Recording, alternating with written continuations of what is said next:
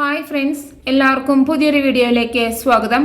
പാർവതി വിശാലിനോട് പറയും, ഒരാളെ എനിക്ക് സാറിനൊന്ന് പരിചയപ്പെടുത്തി തരണം. ആരാ കക്ഷി? അതവിടെ എത്തുമ്പോൾ കാണാം.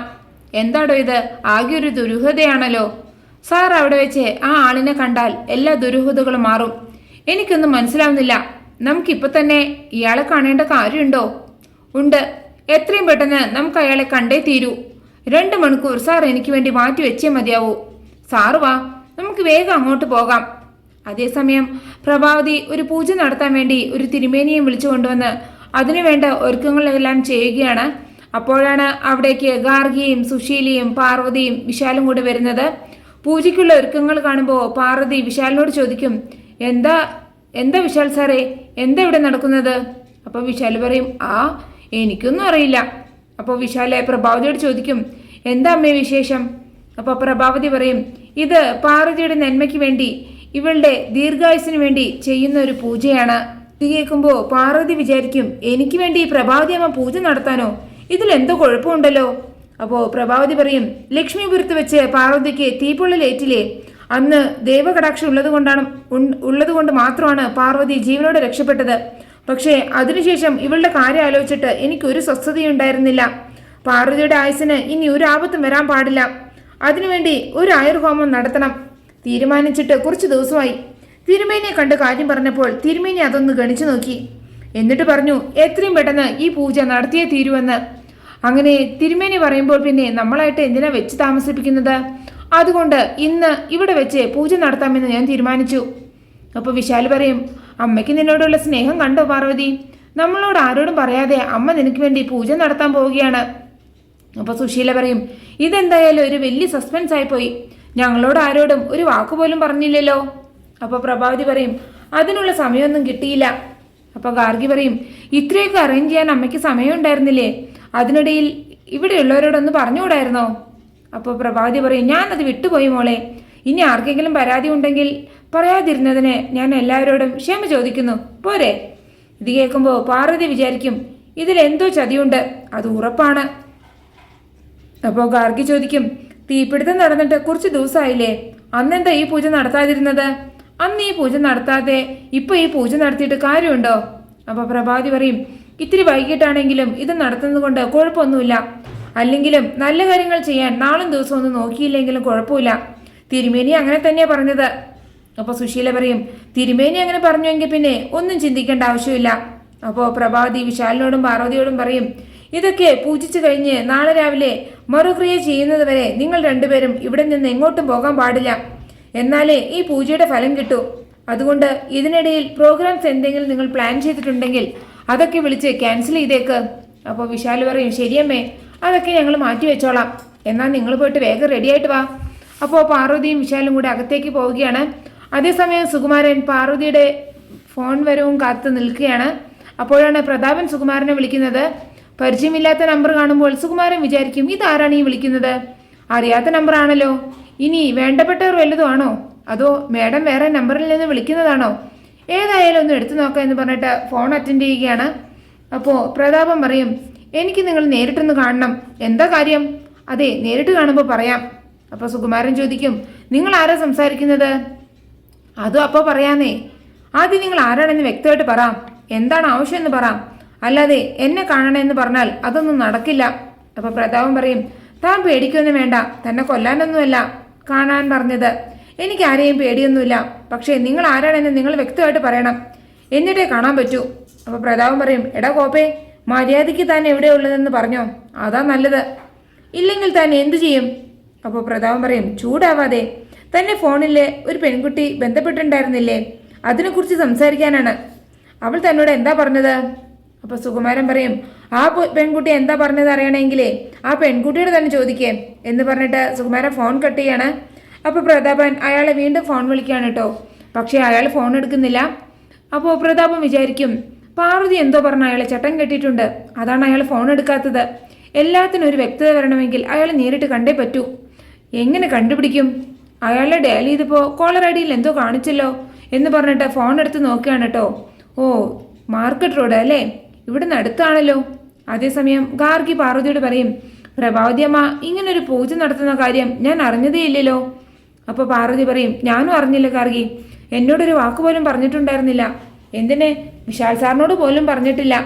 അപ്പോൾ ഗാർഗി പറയും, അതെന്താ ആരെയും അറിയിക്കാതെ അമ്മ സർപ്രൈസായിട്ട് പൂജ ചെയ്തത്? അതൊക്കെ അമ്മയോട് തന്നെ ചോദിക്കണം. അപ്പോൾ ഗാർഗി പറയും, എന്തായാലും നിന്നോടുള്ള പ്രത്യേക ഇഷ്ടം കൊണ്ടാണ് അമ്മ ഈ പൂജ ചെയ്യുന്നത്. അപ്പോൾ പാർവതി പറയും, അതെ അതെ, എൻ്റെ കാര്യത്തിൽ അമ്മ വളരെ ശ്രദ്ധാലുവാണ്. അപ്പോൾ ഗാർഗി പറയും, അതെന്താ പാർവതി, നീ എന്താ അർത്ഥം വെച്ച് സംസാരിക്കുന്ന പോലെ? എന്തോ ഉണ്ടല്ലോ, എന്താ കാര്യം? ഒന്നുമില്ല ഗാർഗി, നീ പോട്ടെ പൂജയിൽ പങ്കെടുക്കാൻ നോക്ക്. അപ്പോൾ ഗാർഗി പറയും, നിന്നെ ഞാൻ ആദ്യമായിട്ടല്ലല്ലോ കാണുന്നത്, നിന്റെ മനസ്സിൽ എന്തോ ഉണ്ട്, അതെന്നോട് പറയാൻ പറ്റുന്നതാണെങ്കിൽ പറ, പറയാൻ ബുദ്ധിമുട്ടാണെങ്കിലേ നീ പറയണ്ട, ഞാൻ ചോദിച്ചെന്നേ ഉള്ളൂ. അപ്പോൾ പാർവതി ചോദിക്കും, ഈ പൂജ എന്നോടുള്ള സ്നേഹം കൊണ്ടാണ് പ്രഭാവതി അമ്മ നടത്തുന്നതെന്നാണോ നീ കരുതുന്നത്? അപ്പോൾ ഗാർഗി പറയും, അങ്ങനെയല്ലേ അമ്മ പറഞ്ഞത്, ഇത് നിന്റെയും ബ്രോയുടെയും ആയുസ് സംരക്ഷിക്കാൻ വേണ്ടി നടത്തുന്ന പൂജയല്ലേ? അല്ല ഗാർഗി, ഈ പൂജയുടെ പിന്നിൽ അമ്മയ്ക്ക് മറ്റൊരു ലക്ഷ്യമുണ്ട്. എന്ത് ലക്ഷ്യം? അതൊക്കെ പിന്നീട് ഞാൻ നിന്നോട് വിശദമായിട്ട് പറയാം. അപ്പോൾ ഗാർഗി പറയും, എനിക്കൊന്നും മനസ്സിലാവുന്നില്ല, എന്തൊക്കെയാണ് ഇവിടെ നടക്കുന്നത്? നീ ഇങ്ങനെ സസ്പെൻസ് ഇടാതെ കാര്യം എന്താണെന്ന് വെച്ചാൽ പറ, ഞാൻ കൂടെ അറിയട്ടെ. പറയാം, അതിനു മുമ്പ് നീ എനിക്കൊരു സഹായം ചെയ്യണം. എന്തു സഹായം? നീ പറ, നീ പറയുന്നത് എന്തു ഞാൻ ചെയ്തോളാം. എത്ര പ്രയാസമുള്ള കാര്യമാണെങ്കിലും നിനക്ക് വേണ്ടി അത് ഞാൻ ചെയ്തിരിക്കും. അപ്പോൾ പാർവതി പറയും, ഇതത്ര പ്രയാസമുള്ള കാര്യമൊന്നുമല്ല, നീ ഒരിടം വരെ പോകണം, അവിടെ ചെന്ന് ഞാൻ പറയുന്ന ആളെ കാണണം, എന്നിട്ട് നമ്മൾ ആവശ്യപ്പെട്ടാൽ അദ്ദേഹത്തിന് ഒന്ന് ഇവിടെ വരാൻ പറ്റുമോ എന്ന് ചോദിക്കണം. അപ്പോൾ ഗാർഗി ചോദിക്കും, ആരാ അദ്ദേഹം? നീ എല്ലാം ഒന്ന് ഡീറ്റെയിൽ ആയിട്ട് പറ. അപ്പോൾ പാർവതി എല്ലാം ഗാർഗിയോട് പറയാണ്. എന്നിട്ട് പറയും, നീ പോയി അദ്ദേഹത്തെ കാണില്ലേ? കാണാൻ പാർവതി, ഒരു കാര്യം നീ പ്രത്യേകം ശ്രദ്ധിക്കണം, ഇതൊന്നും പ്രഭാവതിയാം അറിയരുത്. അത് ഞാൻ ഏറ്റു എന്ന് പറഞ്ഞിട്ട് ഗാർഗി അവിടെ നിന്ന് പോവുകയാണ്. അപ്പോൾ അതേസമയം പ്രഭാവതി പ്രതാപനെ ഫോൺ വിളിക്കുകയാണ് കേട്ടോ. എന്നിട്ട് പറയും, നമ്മൾ പ്ലാൻ ചെയ്തതുപോലെ ഇവിടെ എല്ലാം വർക്കൗട്ട് ആയിട്ടുണ്ട്. വിശാലും പാർവതിയും ഈ വീട്ടിൽ നിന്ന് പുറത്തു പോകാതിരിക്കാനുള്ള എല്ലാ ഏർപ്പാടും ഞാൻ ചെയ്തിട്ടുണ്ട്. ഞാൻ നിനക്ക് തന്ന ഫോൺ നമ്പറിലേക്കൊക്കെ നീ വിളിച്ച് സംസാരിച്ചോ? വിളിച്ചിരുന്നു ചേച്ചി. എന്നിട്ട് എന്തായി? നമുക്ക് വേണ്ട എന്തെങ്കിലും കിട്ടിയോ? അപ്പോൾ പ്രതാപൻ പറയും, പാർവതി ഇന്നലെ രാത്രി ഒരാളെ വിളിച്ച് സംസാരിച്ചില്ലേ, അയാൾ എനിക്ക് ചെറിയൊരു ഡൗട്ടുണ്ട്. ഞാൻ അയാളെ കോണ്ടാക്ട് ചെയ്തിരുന്നു, പക്ഷേ അയാൾ ഞാൻ ചോദിച്ചതിനൊന്നും മറുപടി പറയാതെ എന്നോട് ചൂടായിട്ട് കോൾ കട്ട് ചെയ്തു. അപ്പോൾ പ്രഭാവതി ചോദിക്കും, പിന്നീട് നീ ഇയാളെ വിളിച്ചില്ലേ? വിളിച്ചു, അയാൾ പക്ഷേ ഫോൺ എടുത്തില്ല. കക്ഷി ഇവിടെ ഒരു കട നടത്തുന്ന ആളാണെന്നാ തോന്നുന്നത്. ഞാൻ അയാളെ പോയി നേരിട്ട് കാണാം, കണ്ടിട്ട് കാര്യങ്ങൾ അന്വേഷിക്കാം, എന്നിട്ട് ഞാൻ ചേച്ചിയെ വിളിച്ച് കാര്യം പറയാം. ശരി പ്രതാപ, എത്രയും പെട്ടെന്ന് നീ എന്നെ വിവരങ്ങൾ അറിയിക്കണമെന്ന് പറഞ്ഞിട്ട് പ്രഭാവതി ഫോൺ കട്ട് ചെയ്യാണ്. അതേസമയം പാർവതി വിചാരിക്കും, 3 ദിവസത്തിനകം പ്രഭാവതി അമ്മയെ ഈ വീട്ടിൽ നിന്ന് പുറത്താക്കുമെന്ന് ഞാൻ വെല്ലുവിളിച്ചതല്ലേ, അങ്ങനെ വെല്ലുവിളിച്ച എനിക്ക് വേണ്ടിയാണോ പ്രഭാവതി അമ്മ ഈ പൂജ നടത്തുന്നത്? ഇതൊന്നുമല്ല, ഇത് ഞാനും വിശാൽ സാറും ഈ വീട്ടിൽ നിന്ന് പോകാതിരിക്കാൻ വേണ്ടി പ്രഭാവതി അമ്മ നടത്തുന്ന നാടകമാണ്.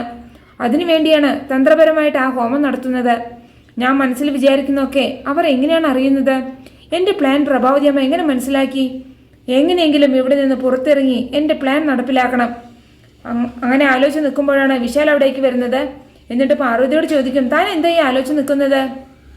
അപ്പോൾ പാർവതി പറയും, ഞാൻ ചിന്തിക്കുന്നത് ഈ ഹോമം നമ്മൾ ചെയ്യുന്നതിനേക്കാൾ നല്ലത് പല്ലവിയും വിപിനും ചെയ്യുന്നതല്ലേ എന്നാണ്.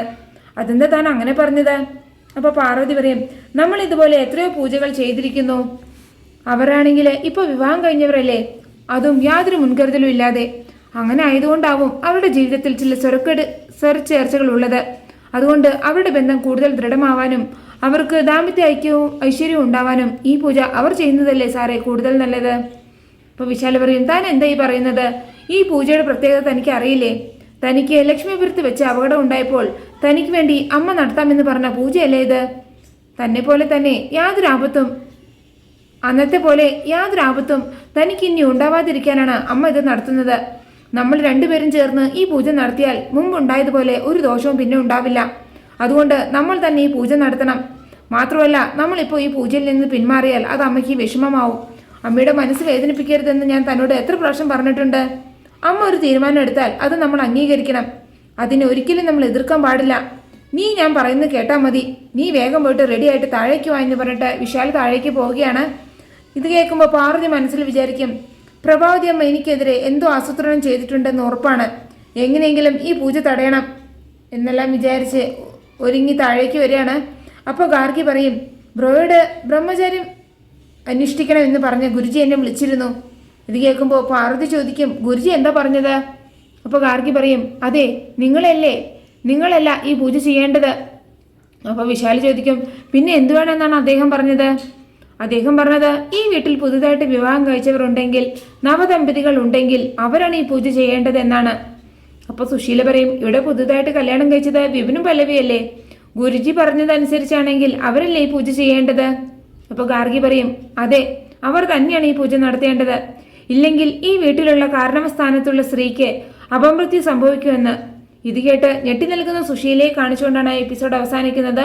നിങ്ങൾക്ക് എൻ്റെ റിവ്യൂ ഇഷ്ടമായാൽ മറക്കാതെ എല്ലാവരും ലൈക്കും സബ്സ്ക്രൈബും തന്നെ എന്നെ സപ്പോർട്ട് ചെയ്യണേ പ്ലീസ്.